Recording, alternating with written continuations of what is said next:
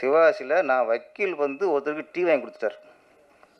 நான் ஒரு நகைச்சுவையாக வச்சுக்கிட்டேன்.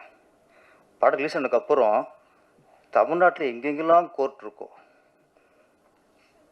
திருச்சியில், தஞ்சாவூரில், மதுரையில், கும்பகோணத்தில், சென்னையில், செங்கல்பட்டில் எங்கெங்கெல்லாம் கோர்ட் இருந்துச்சோ அங்கெல்லாம் என் மேலே கேஸ் இருந்துச்சு.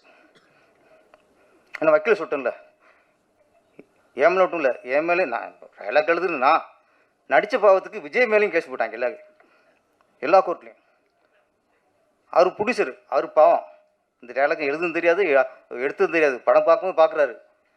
அவர் மேலே கேஸ், 3 பேர் மேலேயும் எல்லா கோர்ட்லேயும் கேஸ் இருந்துச்சு. அப்போ ஒரு வக்கீலை ஒரு நகைச்சுவாக காட்டும்போதே எனக்கு எல்லா கோர்ட்லேயும் நம்மளுக்கு கேஸ் இருந்துச்சு. இந்த மனுஷன் ஒரு வக்கீல் வந்து நீதிபதியே விலைக்கு வாங்கலாம் அப்படின்னு ஒரு சொல்கிறாருன்னா